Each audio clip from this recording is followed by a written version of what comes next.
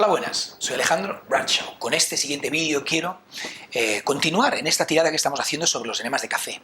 En el último vídeo vimos un poquito las acciones, o para qué puede estar un poquito más indicado, aunque creemos que puede estar indicado para todas aquellas personas que quieran ganar un poquito de salud en su vida. Hoy vamos a hablar de las contraindicaciones, o aquellas pequeñas interrupciones que podemos encontrar durante los enemas de café. Cosas con las que tenemos que parar un poquito de atención.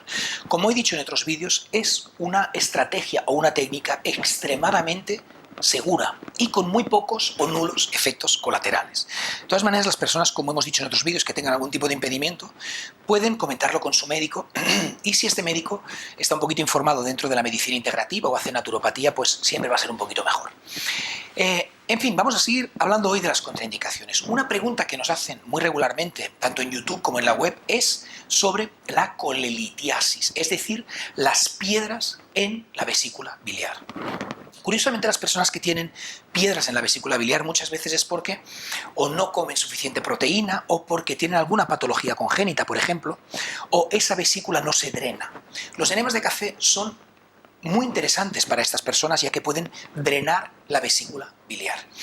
Me preguntan si se puede estenosar una piedra, es decir, si al sacar la piedra puede quedarse clavada en el conducto. Eso puede pasar, evidentemente jamás he oído de ningún caso y como digo mi profesor tiene más de 30.000 casos con enemas de café y nunca he oído de ningún caso en el que suceda.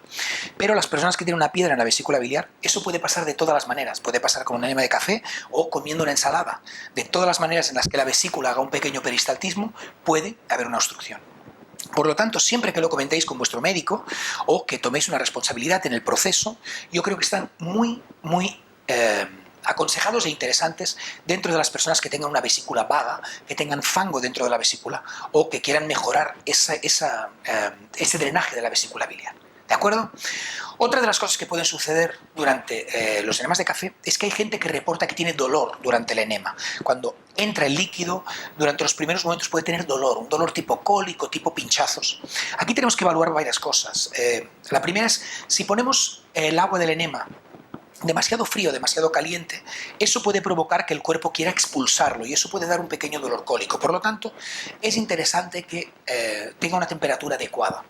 Otra cosa que es la más común es que hayan gases. Cuando una persona tiene gases a nivel digestivo, sobre todo en la parte inferior del colon, puede tener esa sensación de dolor. Es una sensación de pinchazos a nivel digestivo cuando retiene el enema o una sensación como de dolor cólico. Estas personas es interesante que antes de retener el enema puedan cambiar de postura al cuerpo, ponerse boca arriba. Hay personas que les va bien levantar las piernas o movilizar un poquito el intestino para ver si pueden expulsar algún gas. En todo caso, si tenéis ese dolor y es muy fuerte, es más interesante que soltéis el enema y volváis a retener otro, que no que lo aguantéis de una forma muy insistente, ya que eso simplemente podría ayudaros a hacer alguna hemorroide o alguna cosa de ese tipo. ¿Vale? Por lo tanto, si hay un dolor muy fuerte, podemos respirar, presionamos un poquito el intestino, en fin. Y si ese dolor no marcha, porque veréis que el dolor viene en olas y se va, viene y se va. Si ese dolor al final no marcha, expulsáis el enema y volvéis a hacer otro. Otra de las cosas que pueden pasar y nos reportan es que hay gente que tiene desconfort después de haber hecho el enema. Una vez haber hecho el enema, puede quedar una pequeña sensación como de malestar digestivo, como del estómago revuelto. Eso suele pasar a los 5, 10 o 15 minutos después del enema. Esa sensación claudica, se va. En todo caso, si esa sensación no marcha, podemos hacer un segundo enema y esa sensación acabará marchando. Pero en definitiva es normal y no tiene ningún efecto colateral. Otro efecto que puede pasar, que ya explico en otro vídeo, son esos bajones de azúcar. Hay gente que después de haber hecho el enema, y yo he oído de algún caso muy puntual, de alguien que ha tenido como algún temblor o alguna sensación como de un pequeño mareo. Normalmente son gente que tiene problemas con el azúcar, por eso tenéis que tener un poquito de cuidado los diabéticos o los que estáis prediabéticos. Podéis comer alguna cosa antes. Vuelvo a deciros, de los cientos de pacientes que están haciendo los enemas, lo he oído muy pocas veces, pero en algún caso puede pasar. Si es así, tenéis que vigilar simplemente comiendo alguna cosa antes del enema de café. Algo líquido sería muy interesante, por ejemplo un batido de proteínas. Pero en todo caso es algo transitorio y se va a ir. Otro efecto relativamente colateral en algunas personas que son sensibles a la cafeína es que si hacen los enemas de noche, por la tarde o cercanos a ir a dormir, les puede interrumpir un poquito el sueño. Y eso es tan sencillo como hacer los enemas por la mañana. Yo personalmente los hago por la mañana tal y como me levanto. Después de beber agua, voy al baño y luego hago los enemas. Eso es un momento interesante. Otra cosa que me preguntan es en niños. aunque los enemas de café se practican en niños, incluso desde 2 y 3 años adelante, yo no los practico. Y no puedo dar información, aunque tenéis información en la web sobre eso. Si fuera el caso que alguien decida hacerlo por su cuenta, simplemente tenéis que vigilar la dosis y dar una pequeña dosis. De todas formas, desde aquí no lo puedo recomendar porque no lo conozco. Yo recomiendo los enemas a partir de los 11 años, simplemente dando una cucharada de café y mirando la tolerancia. El efecto de la cafeína es muy leve y no puede tener ningún efecto colateral. Sabemos que incluso jarabes para la tos pueden tener cafeína. Por lo tanto, no tiene que haber demasiado problema. Pero incluso, en ese caso, niños mayores de 11 años podemos hacerlo. En el caso de patologías como el Crohn o la colitis ulcerosa, en principio no tiene ningún efecto colateral y la gente los puede hacer. Si viéramos que durante el proceso puede haber sangrados, etc., os recomiendo que lo comentéis con vuestro médico y lo tengáis en cuenta, aunque como vuelvo a decir, yo tengo pacientes que los hacen y reportan pues un efecto positivo. En el caso de la lactancia, no hay ningún efecto colateral en hacer los enemas durante la lactancia.